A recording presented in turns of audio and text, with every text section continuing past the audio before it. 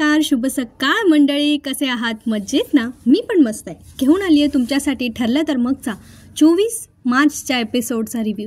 त्याआधी काल काय झालं होतं ते एकदा बघून घेऊया का? तर काल प्रिया लवकर उठली होती. तिने कुणाला तरी बोलवून रांगोळी काढून घेतली होती आणि त्यानंतर तिने नाश्ता बनवला होता, जो कल्पनाताई आणि पूर्णा आजीला अजिबात आवडला नव्हता. पण तरी तो त्यांनी खाल्ला होता, कारण तो त्यांच्या लाडक्या सुनेने बनवला होता. आता प्रिया तर सायली आणि अर्जुनला वाईट ठरवण्याचा एकही चान्स सोडणार नाही. आता ती काय करते, तिने बनवलेला नाश्ता पूर्णा आजीला विचारते की मी हे सायली अर्जुनला त्यांच्या रूममध्ये जाऊन नेऊ का? काय तर म्हणे तिला सगळ्यांना एकत्र आणायचंय.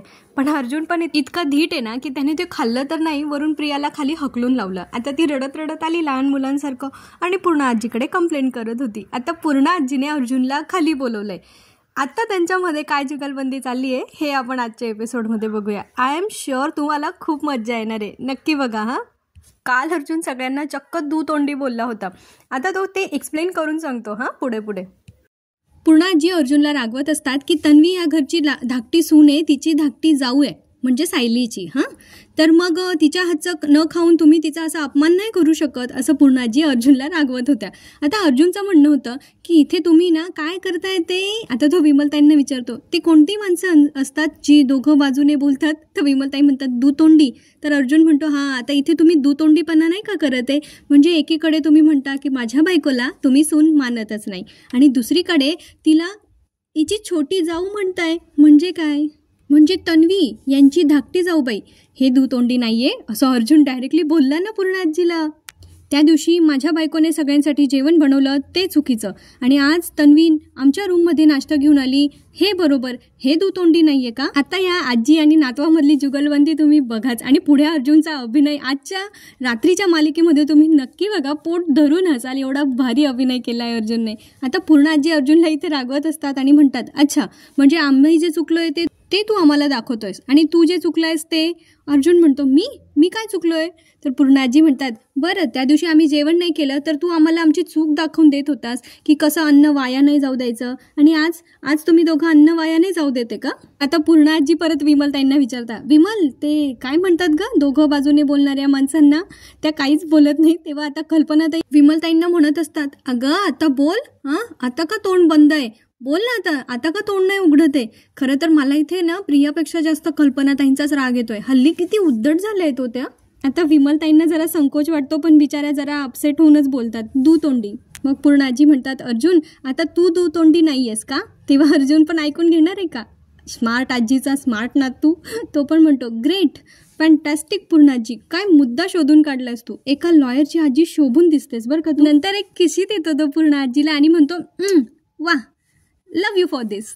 बरं, मी एक्सेप्ट केलं की आमच्यामुळे नाश्त्याच्या 2 प्लेट वेस्ट झाल्या, तर तू आम्हाला याच्यासाठी काय शिक्षा देशील? आता प्रिया चोंबडेपणा करणार नाही असं कसं होईल बरं? ती मध्ये म्हणते पूर्णाजी प्लीज तू यांना शिक्षा नको ना देऊस ग. आणि सायलीने तिची पतंग काटली. आता ती म्हणते ए प्रिया, हे दोघं बोलताय ना म्हणून मी गप्प बसलीये, तू पण गप्प बस ना. आता अर्जुन एकदम भारी स्माईल करतात, जे बा ते वकिलाची बायको आहे ती माझी वाघीण. मग पूर्णा आजी म्हणतात पण मी शिक्षा करणारच नाहीये. पण एक गोष्ट लक्षात ठेव अर्जुन, यापुढे या घरात ना अन्नाचा अपमान होणार आहे ना या घरातल्या सुनेचा. तेव्हा अर्जुन म्हणतो point to be noted me Lord.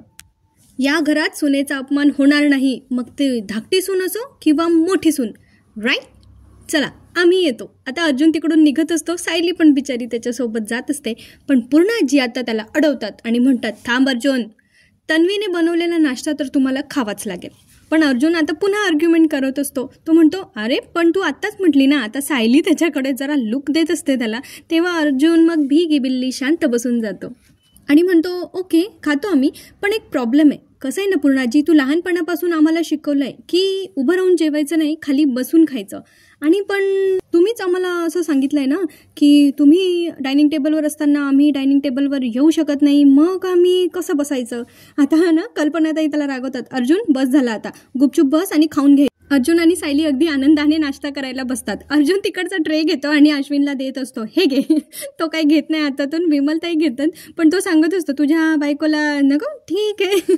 अर्जुनने इतकी भन्नाट कॉमेडी केली आहे ना आज, जबरदस्त. सायली मात्र आज जाम खुश आहे, कारण तिला यांच्या सगळ्यांसोबत डायनिंग टेबलवर बसून फार आनंद झालाय. सायली मस्त जुन्या आठवणींमध्ये रमली आहे की कसं त्यांचं गोकुळ भरलेलं असायचं सगळं डायनिंग टेबलवर. पण अर्जुन तिला भानावर आणत म्हणतो म्हणजे खा आता असं.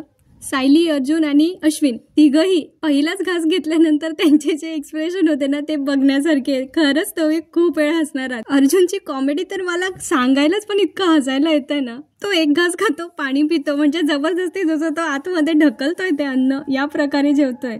पाणी पीत पीत तो आता पूर्णाजीला म्हणतो, पूर्णाजी अगं तू म्हटली होतीस की शिक्षा नाही करणार, मग हे काय? पूर्णाजी म्हणतात काय? किंवा अर्जुन सायलीला समजावून सांगत असतो की हे जे सगळे नाटकं करताय ना की आपण अन्नाचा अपमान वगैरे करतोय, तन्वीचं प्रेम समजून घेत नाहीये, हे सगळं त्याच्यासाठी नाहीये, हे सगळं याच्यासाठी आहे की हे जेवण यांच्याकडून संपत नाहीये. टेस्टलेस फूड आहे ना, हे यांना जास्त खावं लागेल, ते संपवावं लागेल, म्हणून हे नाटकं करताय ती लोक. आता माझ्या लक्षात आलंय. आता प्रिया जरा कल्पनाकडे बघते तर कल्पना तिला बिचारीला ओले ओले माझ्या शोने अशा पद्धतीने समजवत असते. अर्जुन म्हणतो, मिसेस सायली मला एक आयडिया आली आहे. हा जो उपमा काइंड ऑफ स्टफ आहे ना, आपण आहे ना जेलमध्ये ज्या कैद्यांना फाशीची शिक्षा होणार असते ना त्यांना देऊया. बापरे, अन्नाचा अपमान करू नये. पण इथे अर्जुनने तर पूर्ण वाट लावली आहे त्या जेवणाची. कारण हा उपमा खाल्ल्यानंतर त्यांना फाशीची गरजच पडणार नाही फाशीच्या शिक्षेची. हा उपमा खाल्ला आणि डायरेक्ट टुप. प्रिया आता ओले कुकुला बाल तिच्या मामीला सांगते, मामी. तेव्हा कल्पना ते म्हणतात, अर्जुन आता गुपचूप एक शब्द न बोलता गुपचूप तो उपमा संपव. तेव्हा अर्जुन म्हणतो, हा ओके ठीक आहे खातो. त्यानंतर अर्जुन जे एकामागोमाग एक घास घेऊन कसा बसा ते जेवण संपवतो आणि नंतर खूप सारं पाणी पितो आणि मग म्हणतो, संपलं देवी आई, मम्मा, आजी, संपलं. आता तो सायलीकडे बघतो. सायलीला काही जात नसतो तो उपमा. तो म्हणतो, नाही जाते ना, आता एक काम करा, माझ्यासारखं पटापट खाऊन टाका, जिभेला वेळच देऊ नका घालवायला, सरळ गिळून टाका. सायली त्याला म्हणते, तुमचं झालंय ना, मग जा, मी येते. आता अर्जुन उठून जात असतो, पण जाता जाता तो प्रियाला टोमणं मारून जातो की तन्वी, तुझ्या जेवणात जर प्रेम असतं ना तर ते आम्हाला सगळ्यांनाच खूप आवडलं असतं. काय असतं, आपण जेवण बनवताना जे विचार करतो ना ते जेवणात उतरतात आणि त्यामुळे ते चविष्ट बनतं. आणि तुला जर खरंच टेस्टी जेवण बनवायचं असेल ना तर तुझ्या मोठ्या जावेकडून शिक. बात, नवरा असावा तर असा. प्रत्येक गोष्टीत बायकोची खंबीरपणे बाजू घेतो, पण त्यातही बायको तशीच असावी लागते बरं का. आणि ठरलं तर मग आपल्या सगळ्यांची एवढी फेवरेट मालिका काय हे यांनी आज सिद्ध करून दाखवलं. कारण ते जेव्हा एखादा निगेटिव्ह ट्रॅक आणतात ना जो आपल्याला आवडत नाही आणि आपल्याला असं वाटतं हे काय दाखवताय, त्यावेळेला ते इतकं भारी काहीतरी दाखवतात ना की पुन्हा आपल्याला ही मालिका आवडायला लागते. मित्रांनो, मस्त मजा आली आज. पुढे अश्विन पण म्हणतो की तसा उपमा बरा झालाय आज, पण जमेल हळूहळू, म्हणजे त्याला पण काही फारसा आवडला नाहीये, पण तो काही बोलू नाही शकणार. आता तो निघालाय त्याच्या क्लिनिकला जाण्यासाठी. त्यानंतर पूर्णाजी, कल्पनाताई, विमलताई सगळेच आपापल्या खोल्यांमध्ये आपापल्या कामासाठी निघून गेले आहेत. आता सायली समोर आहे आणि प्रिया तिला टोमणा मारणार नाही, असं कसं होणार बरं. आता प्रिया इथे काय बोलते ऐका. बघितलंस सायली, तू आज सुभेदारांपासून आणखीन लांब गेलीस, कारण मी त्यांची आवडती सून आहे आणि तू नावडती. त्यामुळे माझ्याशी वाद घालताना 10 वेळा विचार करत जा, म्हणजे मला आडवं येताना 10 वेळा विचार करत जा, असं ती प्रिया सांगते सायलीला. सायली पण काय आपली मुळमुळू नाहीये, चांगली खमकी आहे. प्रियाला उत्तर देते, मी मोठी सून आहे आणि तू धाकटी. आणि दुर्दैवाने मलाच हे सिद्ध करावं लागणार आहे की माझ्या धाकट्या जाऊबाईंची या घरात राहण्याची लायकीच नाहीये. आणि ज्या दिवशी घरच्यांना हे कळेल ना त्या दिवशी ते तुला दारात पण उभं करणार नाही. तेव्हा प्रिया म्हणते, पुढच्या धमक्या नको देऊस, आज मी जिंकली ना तर त्यावर बोलू. आता सायलीला हसायला येतं, कारण प्रियाने सगळ्यांच्याच नकळत वाईटातून चांगलं घडवून आणलंय. आज पहिल्यांदा म्हणजे कितीतरी दिवसांनी सायली आणि अर्जुन घरच्यांसोबत नाश्ता करायला बसलेत.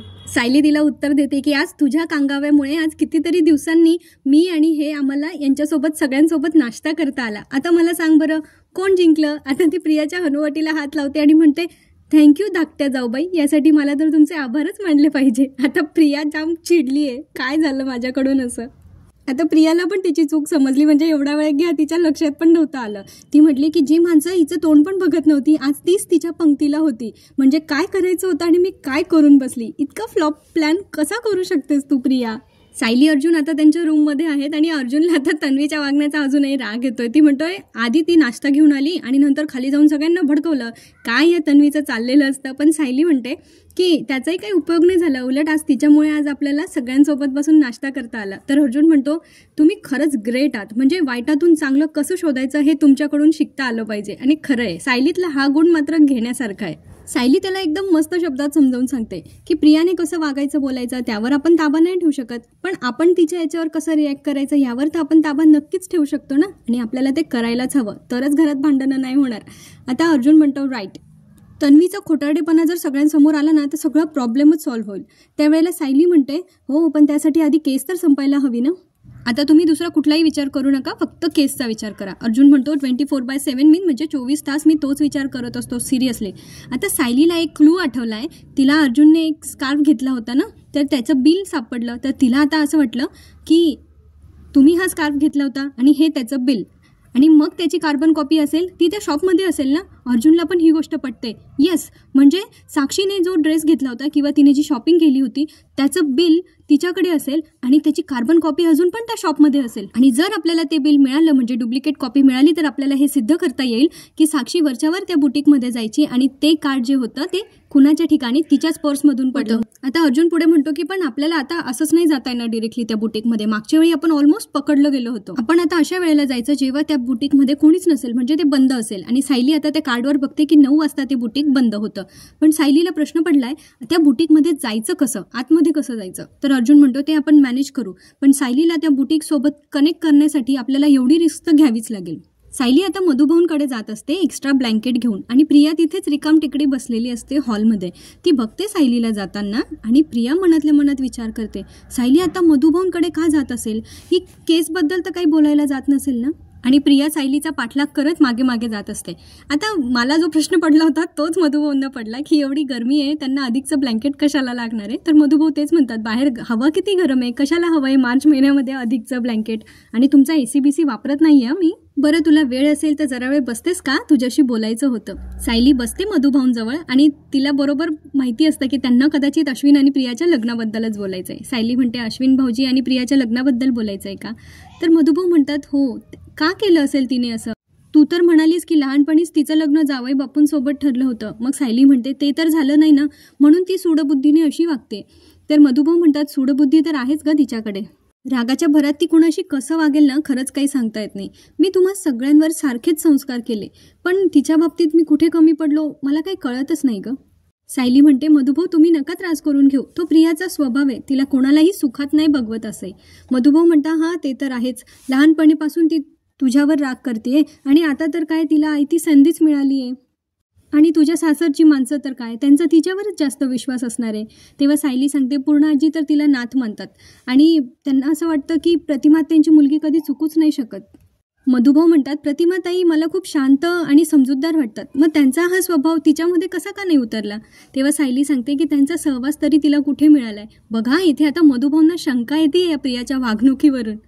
कारण मधुभाऊ सायलीला म्हणतात की प्रियाचा खोटारडेपणा, नाटकीपणा हे किल्लेदारांकडून आलाय असं मला वाटत नाही. सायली म्हणते, हो रविराज काका चिडतात कधी कधी, पण ते कधी कोणावर असं डूक धरून बसत नाही. आणि प्रतिमा आत्यांचा स्वभाव तर लाखात एक आहे. त्यापुढे आता मधुभाऊ जे बोलतात ना त्याने आता तन्वी जाम घाबरते हा. कारण ते म्हणतात, मला असं वाटतं ना की त्यांनी पुन्हा एकदा ना तपासणी केली पाहिजे की खरंच ही प्रिया त्यांची मुलगी आहे का. प्रियाला खूप टेन्शन येत असतं ना, तर ती म्हणते, ए थेड्या, ते मैपत तुला उडवत होतं ना तेच बरं होतं, कशाला मध्ये काडी टाकतोयस, कशाला माझ्या राशीला आलायस काय माहिती. आणि तेव्हा ती बोलता बोलता तिचा हात आहे ना तिच्या पेंडेंटकडे जातो आणि ती क्षणभर अजूनच घाबरते. ती म्हणते की म्हातारा जेलमध्ये होता ना तेव्हा हे पेंडंट त्याच्या नजरेस पडण्याचा धोका तरी नव्हता, पण आता जर त्याने हे पेंडंट माझ्या गळ्यात पाहिलं ना तर तो माझा तन्वी नसल्याचा मुखवटा तिथल्या तिथे फाडेन. सायली मधुभाऊंना सांगत असते की रविराज काकांनी सगळी तपासणी व्यवस्थित केली होती, म्हणजे त्यांनी DNA टेस्ट केली होती आणि त्याच्यानंतरच त्यांचं ते कन्फर्म झालं होतं. मग मधुभाऊ म्हणतात, कशावरून. तर सायली म्हणते, मला यांनी सांगितलं होतं. जाऊ दे ना मधुभाऊ, प्रियाबद्दल आपण कितीही बोललं तरी कमीच आहे. मधुभाऊ म्हणतात, तिच्या खोटारडेपणामुळे जसं माझं नुकसान झालंय तसं होऊ नये, तुझं होऊ नये एवढंच मला वाटतं फक्त. सायली म्हणते, नाहीच होणार, आणि आता तर तुम्ही केसमधून लवकर बाहेर पण पडणार आहे. तेव्हा मधुभाऊ म्हणतात, मी तर आता आशाच सोडून दिली आहे. तर सायली म्हणते, नाही मधुभाऊ, आधी पूर्वी कधी वाटली नव्हती ना एवढी आशा आता मला वाटते.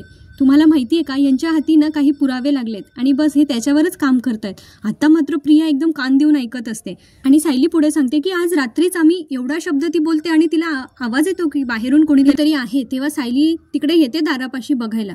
सायली थोडं बाहेरपर्यंत बघायला जाते, पण प्रिया काय तिला दिसत नाही, म्हणजे कोणीच दिसत नाही. मग सायली आतमध्ये येते आणि मग म्हणते, कोणीतरी असल्याचा भास झाला. बरं जाऊ दे, आपण केसबद्दल इथे नकोच बोलायला, कारण ज्या घरात प्रिया आहे ना त्या घरांच्या भिंतीला भरपूर कान असतील. मधुभाऊ म्हणतात, हो आपण काळजी घेतलेलीच बरी. सायली म्हणते, तुम्हाला ब्लँकेट द्यायला आली आणि इथेच बोलत बसले, बरं मी आता येते. आता गेल्या काही एपिसोडपासून आपल्याला जे दिसत नव्हते ते आपले महिपत राव कॉमेडी किंग आलेले आहेत. हे खूप नालायक गुंड दाखवले, पण यांचा अभिनय बघायला फार आवडतं. आता ते खात तर असतात आणि मग म्हणतात नागराजला की आपण इथे रस्सा वरपतोय आणि तिकडे माझ्या लेकरांचे हाल होत असतील.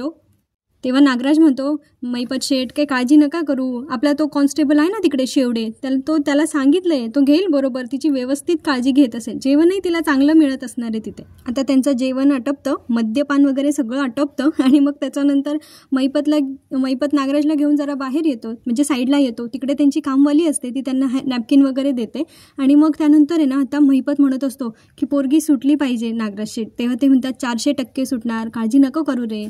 आता मैपत म्हणतो असं वाटतं ना त्या कबुली जबाबावर त्या मधुकर पाटलाची सही घ्यायची आणि असा एक 6 इंची त्याच्या पोटात असा.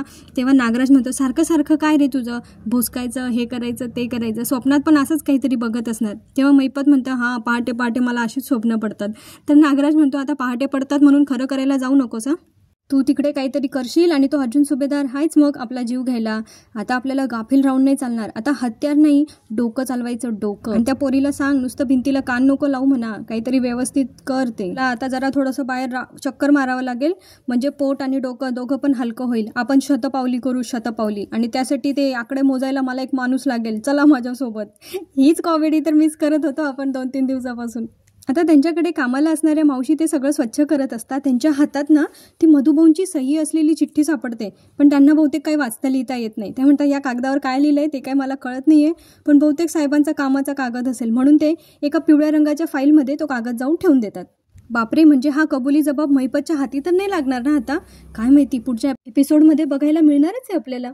पुन्हा आता पूर्ण आजी आणि कल्पनाताई रात्रीचं जेवण करतायत बहुतेक, आणि तन्वीने त्यांची ताटं उचलून घेतली आहे.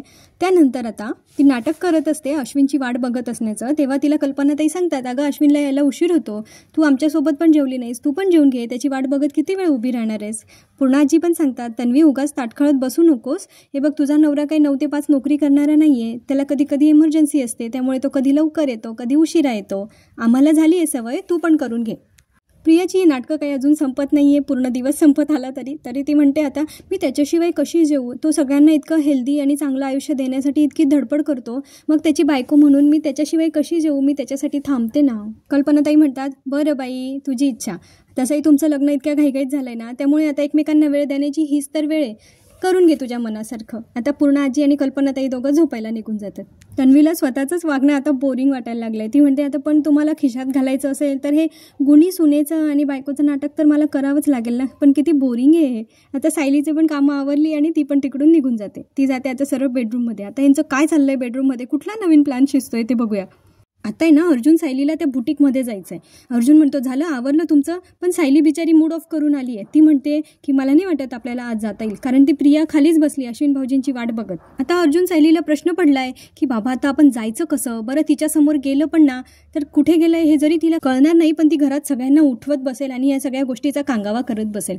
आणि अर्जुनला अजून एक भीती, तिने आपल्याला फॉलो केलं तर नाही ही एवढी मोठी रिस्क आपण नाही घेऊ शकत. तो आता सायलीला सांगत असतो की तुम्ही जा ना थोडा वेळ, तिला काहीतरी कारण सांगा आणि तिला रूममध्ये जायला सांगा. तेव्हा सायली म्हणते माझं सांगून ती ऐकणार आहे का, आणि तिला जरी जायचं असेल ना रूममध्ये तरी मी सांगते ना म्हणून ती जाणार नाही, ती तिथेच बसून राहील. आता अर्जुन आहे ना सायलीला एकदम मोटिवेट करतो बरं का.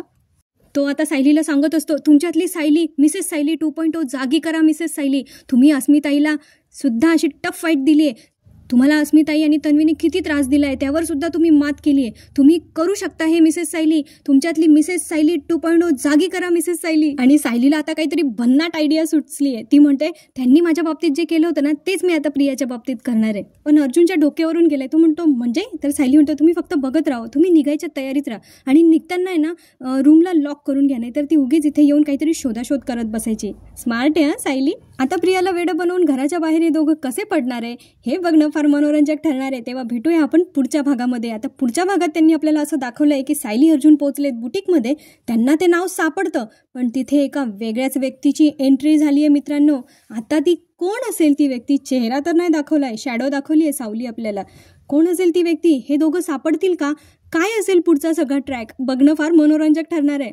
तेव्हा चॅनलला सबस्क्राईब करून ठेवा. पुढच्या भागात आपण नक्की भेटणार आहोत उद्या. तोपर्यंत खुश राहा, आनंदी राहा, आपली आणि आपल्या प्रियजनांची काळजी घेत राहा. धन्यवाद. चॅनलला लाईक शेअर सबस्क्राईब करायला विसरू नका बरं का.